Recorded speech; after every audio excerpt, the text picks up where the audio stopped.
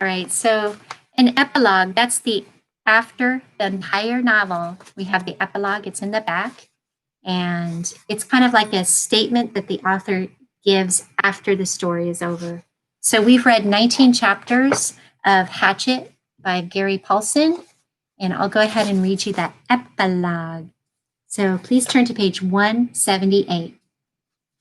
Epilogue. The pilot who landed so suddenly in the lake was a fur buyer, mapping Cree trapping camps for future buying runs. Drawn by Brian when he unwittingly turned on the emergency transmitter and left it going. The Cree move into the camps for fall and winter to trap, and the buyers fly from camp to camp on a regular route. When the pilot rescued Brian, he had been alone on the L-shaped lake for 54 days. During that time, he had lost 17% of his body weight. He later gained back 6%, but had virtually no body fat. His body had consumed all extra weight, and he would remain lean and wiry for several years. Many of the changes would prove to be permanent. We're on page 179. Brian had gained immensely in his ability to observe what was happening and react to it. That would last him all his life. He had become more thoughtful as well, and from that time on, he would think slowly about something before speaking. Food, all food, even food he did not like, never lost its wonder for him.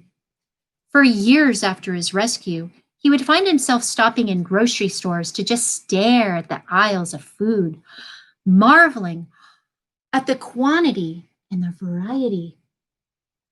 There were many questions in his mind about what he had seen and known, and he worked at research when he got back, identifying the game and berries. Gut cherries were termed choke cherries and made good jelly. The nut bushes where the full birds hid were hazelnut bushes. The two kinds of rabbits were snowshoes and cottontails. The full birds were ruffled grouse, also called fool hens by trappers for their stupidity. The small food fish were bluegills, sunfish, and perch. The turtle eggs were laid by a snapping turtle, as he had thought. The wolves were timber wolves, which are not known to attack or bother people, and the moose was a moose. There were also the dreams. He had many dreams about the lake after he was rescued. The Canadian government sent a team to recover the body of the pilot, and they took reporters who naturally took pictures and film of the whole campsite, the shelter, all of it. For a brief time, the press made much of Brian, and he was interviewed for several networks, but the furor died within a few months. A writer showed up who wanted to do a book on the complete adventure, as he called it, but he turned out to be a dreamer, and it all came to nothing but talk. Still, Brian was given copies of the pictures and tape, and looking at them seemed to trigger the dreams. They were not nightmares, none of them were frightening, but he would awaken at times with them, just awaken and sit up and think of the lake, the forest, the fire at night, the night birds singing, the fish jumping. Sit in the dark alone and think of them, and it was not bad and would never be bad for him. Predictions are, for the most part, ineffective, but it might be interesting to note that had Brian not been rescued when he was, had he been forced to go into hard fall, perhaps winter, it would have been very rough on him.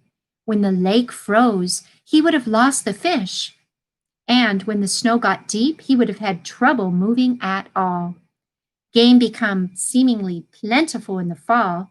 It's easier to see with the leaves off the brush, but in winter, it gets scarce and sometimes simply non-existent as predators. Fox, lynx, wolves, owls, weasels, fisher, marten, northern coyote sweep through areas and wipe things out. It is amazing what a single owl can do to a local population of ruffled grouse and rabbits in just a few months. After the initial surprise and happiness from his parents at his being alive, for a week it looked as if they might actually get back together, things rapidly went back to normal.